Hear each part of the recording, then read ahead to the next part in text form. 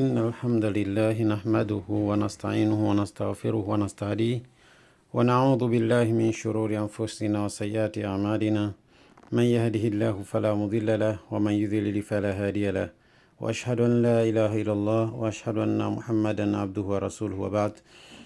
Ndugu zangu, ama baada ya kumshukuru Allah na kumtakia wingi wa sala na salam Mtume wetu Muhammad sallallahu alaihi wasallam, nimechagua kufanya darasa hii kwa ufupi ambaye ni tafsiri ya suratul Haqa, na hii tutaichukua hatua kwa hatua inshallah. Sura hii ni katika sura ambazo zimeteremka Maka, na nimeileta hii kwa sababu katika zama tulizonazo watu wa mitandao kumezuka maudhui mbalimbali zikielezea kukanusha uwepo wa Mwenyezi Mungu Subhanahu wa Ta'ala. Sasa mimi nitaisoma ikiwa ni juhudi yangu. Atakaisikiliza faman shaa falyu'min wa man shaa falyakfur, anayetaka amini na atakayetaka kuendelea kubaki na kumkufuru Mola wake basi falyafal, na aendelee, lakini afahamu kwamba iko siku ambalo atakutana na lile ambalo lililochuma mwenyewe. Ni kianzia na hii suratul Haqa kwamba Allah anaposema al-Haqa, tukio la haki.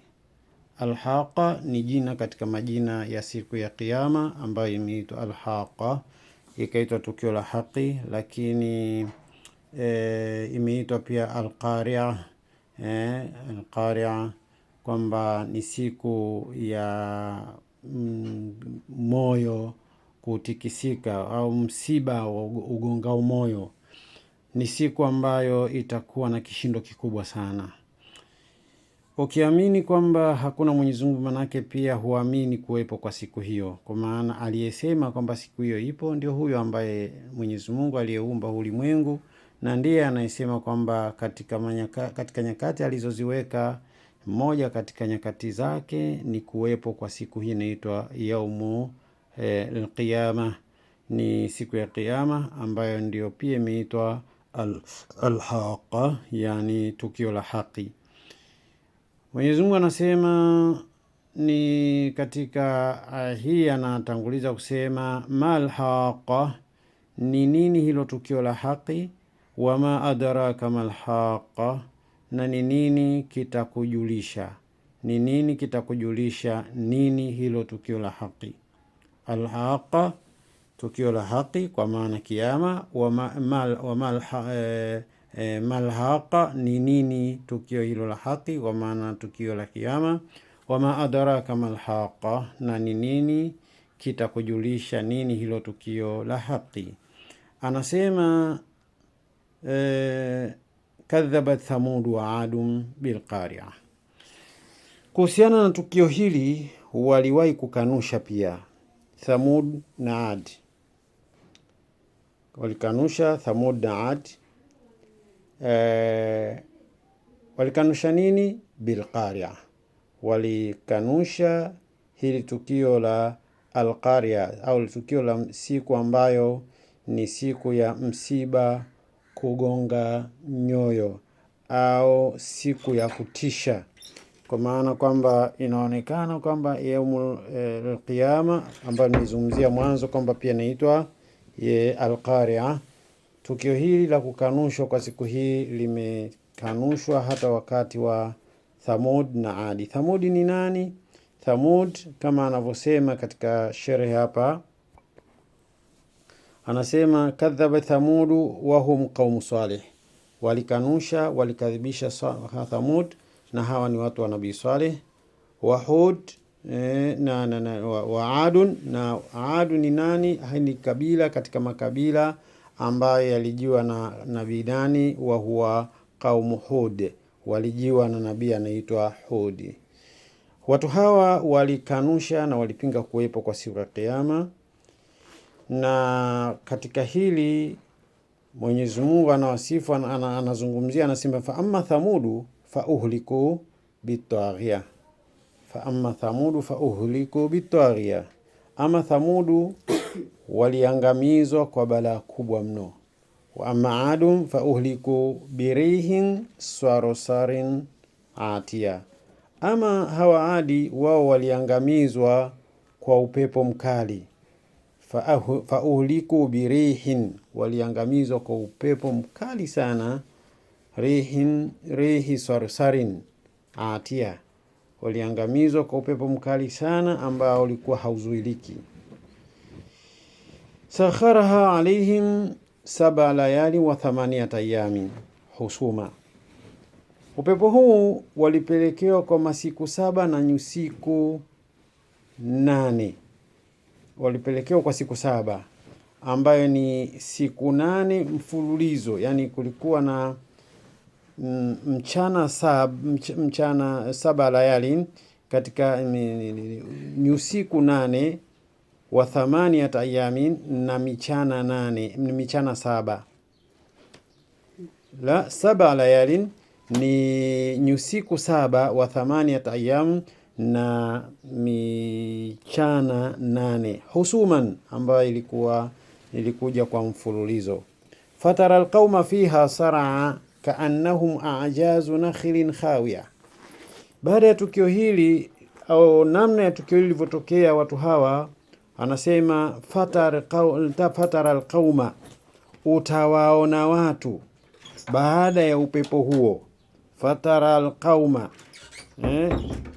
utawaona watu hao, fiha sar'an, wamepinduka, kaannahum a'jazu nakhlin khawiya, kama kwamba ni magogo ya mitende yaliyowazi ndani, yani kama mabua, kwa maana unapigwa na upepo mpaka unakuwa kama ndani hakuna kitu tena. Na mnafahamu kwamba upepo mkali sana unapopiga nafika mahala mwili unaathirika kwa kiasi kikubwa, kiasi kwamba unatengeneza ile kuondoka zile, manake wallahu aalam, walipigwa mpaka ikafika mahala kwamba mule ndani ya mwili wao kama hakuna kitu, yamekuwa kama mabua. Fahal tara lahum min baqiya, Mwenyezi Mungu anauliza, basi je, unaona hata mmoja wao aliyebaki? Wewe ambaye unapinga kwamba hayupo Mwenyezi Mungu, hawa nao walipinga wakasema hayupo Mwenyezi Mungu, wakasema hakuna kiyama, maisha yako ni haya yakiisha basi. Mwenyezi Mungu aliwakasirikia na akawaadhibu, na mwisho ni kuangamiza katika njia hii. Na Mwenyezi Mungu anasema fahal tara lahum min baqiya, je, unaona kuna yeyote aliyobakia katika hao Thamudu na Adi? Ni watu waliokuwa na maumbile makubwa, waliokuwa na nguvu nyingi, waliojenga majumba kama Mwenyezi Mungu alivyoelezea katika nyingine, majumba yamejengwa kwa mawe yamechongwa, na zama hizo hakuna vifaa vya kisasa. Walichonga kwa mikono yao, wakajenga mashipango makubwa ya mawe, kisha wakawa wanaishi humo. Leo ukitaka kufanya kitu kama hicho lazima uwe na mashine za kutosha sana, lakini wao walijenga na mpaka wakawa wanajiona, nani anaweza sisi akatufanya chochote? Kisha baada ya wao wajaa Firauna wa man qablahu, na akaja Firauni na waliokuwa kabla yake, walmu'tafikatu bil khati'ah, na watangulizi wake walipinduliwa juu. Wale waliopinduliwa juu wanasema wajaa Firauna, na akaja Firauna, wa man qablahu walmu'tafikatu bil khati'ah, na akaja Firauni na wale waliotangulia na miji iliyopinduliwa chini juu. Hawa wote walileta hatia, kwa maana walileta makosa, walifanya makosa bil hatia, walifanya makosa mpaka ikafika wakaadhibiwa na Firaun na walio kabla yake, na miji iliyopinduliwa juu chini. Miji iliyopinduliwa juu chini miji gani? Ni wale wanaume waliokuwa wakiwaingilia wanaume wenzao, wakawafanya kama wanawake zao. Mwenyezi Mungu aliwaangamiza kwa kupindua ardhi yao juu chini. Hivi na hili pia hamjawahi kulisikia? Hamjawahi kufahamu? Nani amewahi kuyafanya haya? Unaposema hakuna Mwenyezi Mungu, sisi ni wakumbushaji tu, lakini hatuna uwezo wa kufanya chochote, ila huyu unayemkanusha anakuahidi kwamba iko siku atakutia mikononi. Hawa watu faasau rasula rabbihim, walimkanusha mtume wa Mola wao mlezi. Faakhadhahum akhadhata rabia, Mwenyezi Mungu ndipo yeye akawakamata kwa makamato uliowazidi nguvu, mkamato wa nguvu uliowazidi.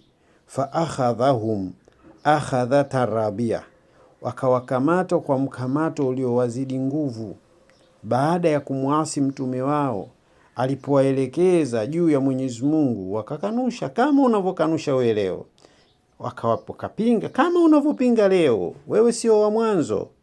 Inna lamma taghal ma'u hamalnakum fil jariya, kipindi cha Nabii Nuhu hiki, kwamba watu walinyeshelezewa mvua, maji yakajaa mpaka wakaangamizwa watu wote. Lakini Allah anaelekeza sema inna lamma taghal ma'u, kwani hakika maji yalipofurika, hamalnakum, tuliwabebeni nyinyi, fil jariya, tuliwabeba kwa safina, kwa chombo. Wale ambao walikubali wakamfuata Nabii Nuhu, Allah akailainisha mioyo yao, walipoambiwa ingieni wakaingia na wakanusurika. Na wale waliogoma kuingia, Allah aliwatia uzito katika nyoyo zao, kwa sababu tayari walikanusha, Allah akawaangamiza.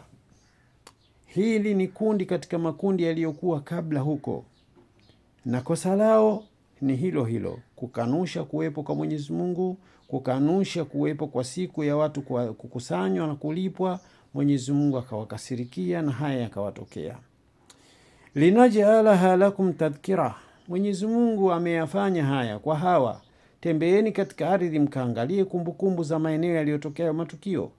Mwenyezi Mungu anasema linaj'alaha lakum tadhkira, ameyafanya haya ili tuyafanye hayo kuwa ni mawaidha, tadhkiratan watayaha udhunu waiya, akafanya iwe ni mawaidha kwenu nyinyi na kila sikio linalosikia liyahifadhi.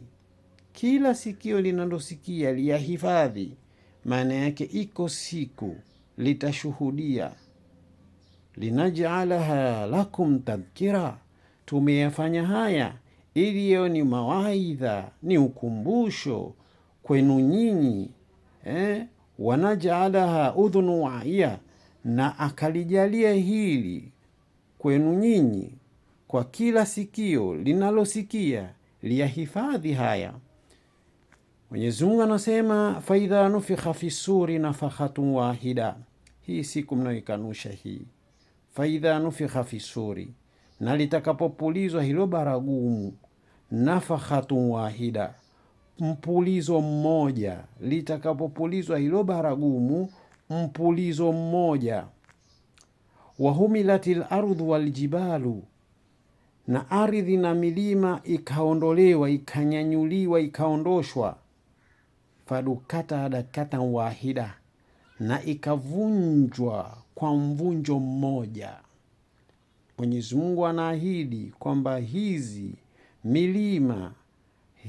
milima itaondolewa na itavunjwa kwa mvunjo mmoja. Fayaumaidhin waqatil waqiya, basi siku hiyo ndiyo tukio litatukia. Fayaumaidhin, basi siku hiyo, waqatil waqiya, ndipo litakapotokea tukio hilo. Wanshaqati samau fahiya yaumaidhin wahiya, na mbingu zitapasuka, kwani siku hizo au siku hiyo zitakuwa dhaifu kabisa kabisa. Wanshaqati samau, na mbingu zitapasuka, fahiya yaumaidhin wahiya, kwani siku hiyo zitakuwa dhaifu kabisa. Fahamu haya yanasemwa karne ya 7, wakati Mtume Muhammad sallallahu alaihi wasallam anapotekea maneno haya, anaelezea hali ya ulimwengu kuja kuondoka na hali zitakazotokea. Na leo wanasayansi wanakiri kuna dalili zinaonyesha kwamba ulimwengu unakoendea haya mambo yatakuja kutokea haya. Leo unasema hakuna Mwenyezi Mungu, hayupo.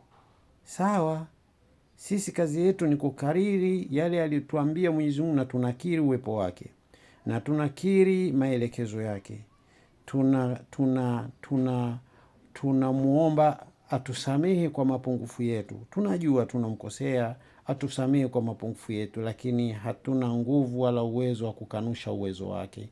Ana nguvu, ana uwezo, yupo, na alichokiahidi kitatokea. Anasema Mwenyezi Mungu, almalaku ala arjaiha, na malaika watakapokuwa pembezoni, ala arjaiha, na malaika watakapokuwa pembezoni mwa mbingu, wayahmilu arsha rabbika fawqahum yawmaidhin thamania, na wanane juu ya hawa watakuwa wamebeba kiti cha enzi cha Mola wako mlezi. Wayahmilu arsha rabbika, na watabeba arshi ya Mola wako, fawqahum, juu yao, yaumaidhin, siku hiyo, thamania, wanane siku hiyo watabeba kiti cha enzi cha Mola wako. Yaumaidhin turadhuna la takhfa minkum khafia, yaumaidhin, siku hiyo, turadhuna, mtahudhurishwa, nyinyi mnaokubali na nyinyi mnaokanusha, wote kwa pamoja. Turadhuna, mtahudhurishwa. La takhfa minkum khafia, haitafichika siri yoyote yenu nyinyi. La takhfa minkum khafia, hakitafichika chochote katika siri zenu siku hiyo.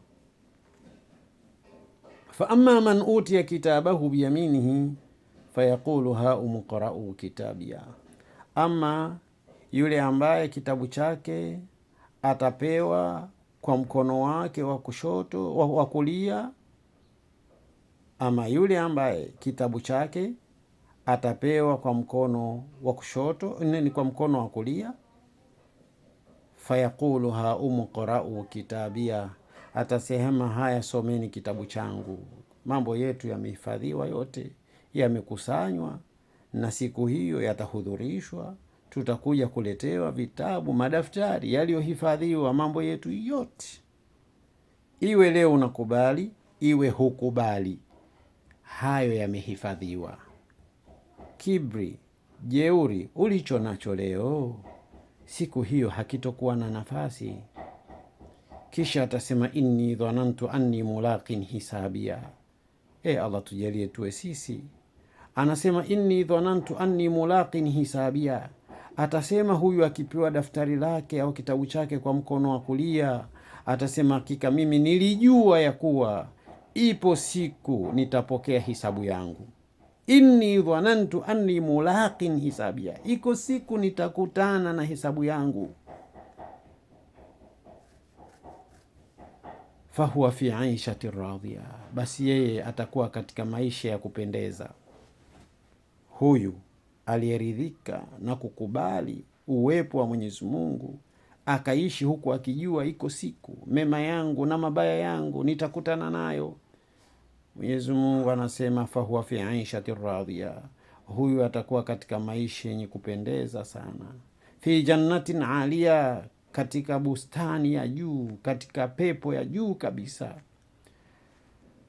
Kutufuha dania, matunda yake yako karibu kabisa. Akitaka tunda analichuma na anakula. Kutufuha dania.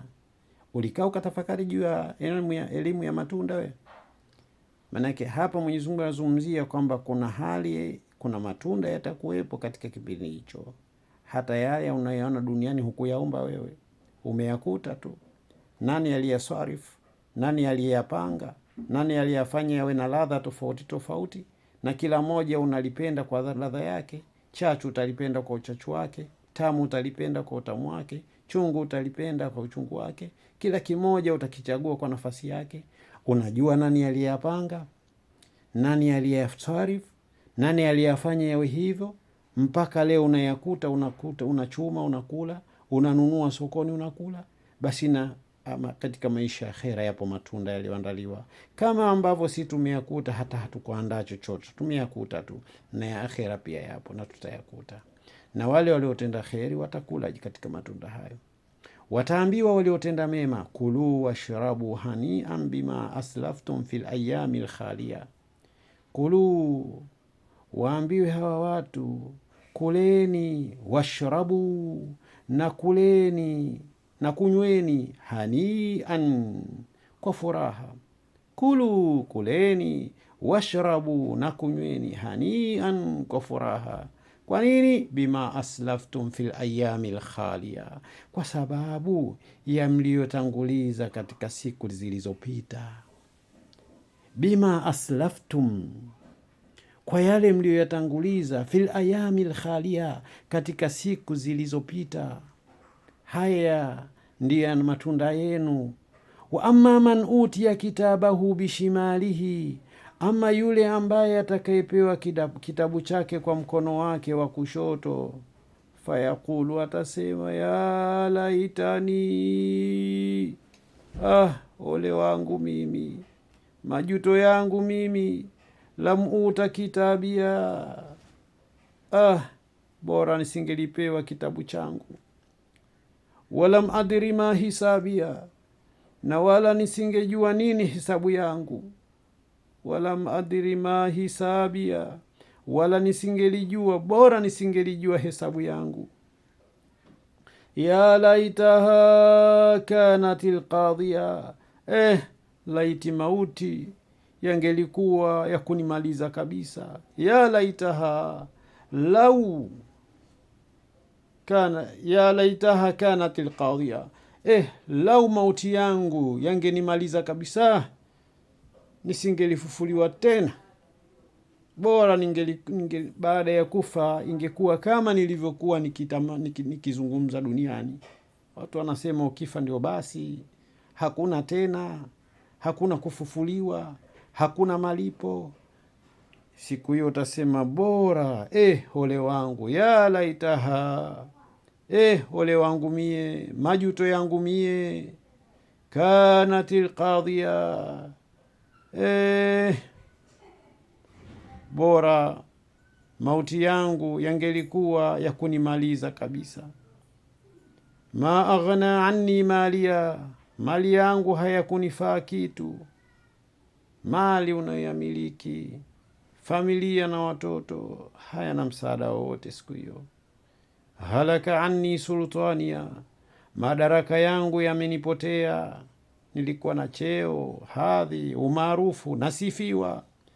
Watu wanasifiwa mitandaoni kwa kumkufuru Mola wao, wanasifiwa kwa kumuasi Mola wao, wanasifiwa kukanusha uwepo wa Mola wao. Lakini wapi siku hiyo? Halaka anni sultania, umeangamia, yameangamia madaraka yangu, yamenipotea madaraka yangu, atasema mtu siku hiyo. Kisha wataambiwa malaika, khudhuhu faghulluhu, mshikeni na mtieni pingu. Khudhuhu faghulluhu, mshikeni na mumtie pingu, pingu za motoni. Thumma aljahima salluhu, kisha mtupeni motoni. Ndugu yangu, umekhiari kuisubiri hali hii ngumu ikukute? Kweli unasema hakuna Mwenyezi Mungu? Hakuna aliyekuumba? Mpangilio na muundo wote ombo lako huu ni kazi bure, hakufanya chochote, hakuna yeyote aliyekutengeneza hivyo. Umekuwa tu kinecha tu. Ladha unayopata katika mdomo wako, choo kinatoka cha mbele na cha nyuma. Una mipango wewe ya kulala na kuamka, unapangalia kazi zako, unachagua cha kufanya, una matumizi ya akili yako. Kweli unakiri, unazungumza kweli hakuna aliyepanga hayo? Hakuna Mwenyezi Mungu? Vimekuja vyenyewe tu. Hata gari na aliyelitengeneza, baskeli kuna aliyetengeneza, ukiona nyumba kuna aliyoijenga. Inakuwaje wewe usiwe na mmiliki? Gari lina mmiliki wake, nyumba ina mmiliki wake aliyoiandaa na kuijenga. Inakuwaje wewe uwe huna aliyekuandaa? Hakuna aliyekujenga wewe, hakuna aliyekutengeneza ndani ya tumbo la mama yako.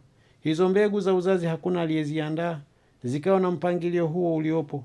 mpaka ukaja ukazaliwa wewe. Leo umekuwa na kibri na jeuri na mtukana Mola wako.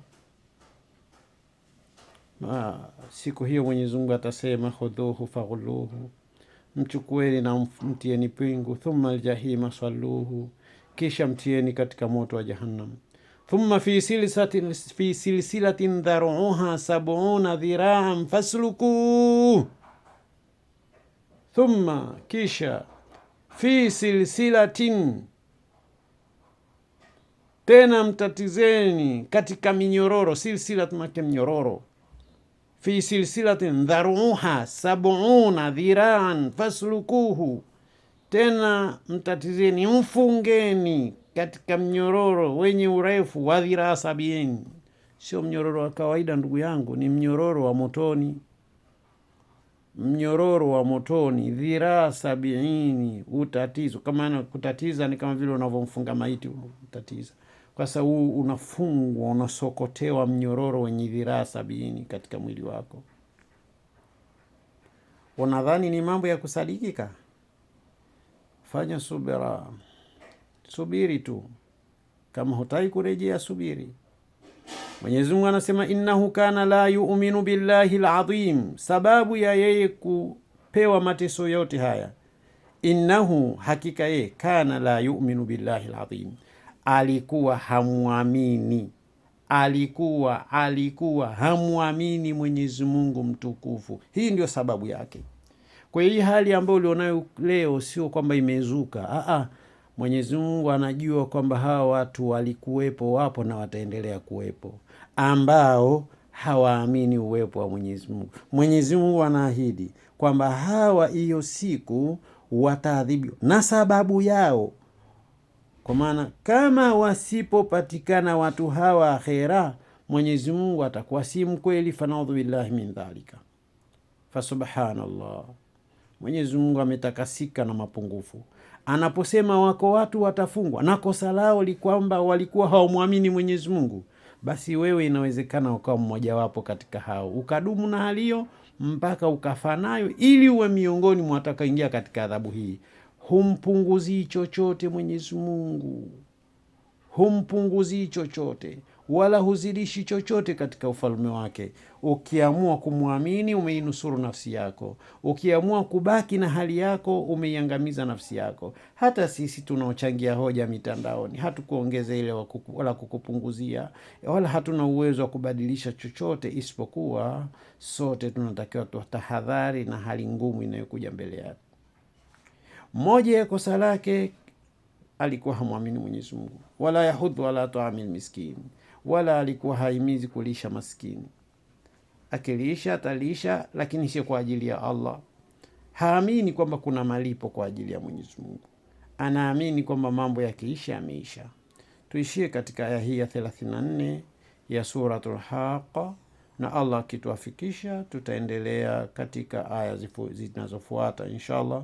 Ndugu yenu Ali Awadh Muhammad Mshana au Dr. Abu Awadh maarufu, nimejisikia, nimeona kwamba nifikishe ujumbe huu, na Allah ashuhudie kwamba nimefikisha.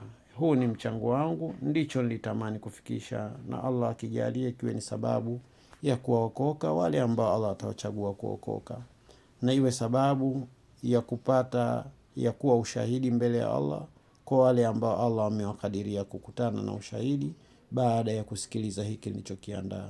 Wala afwa minkum.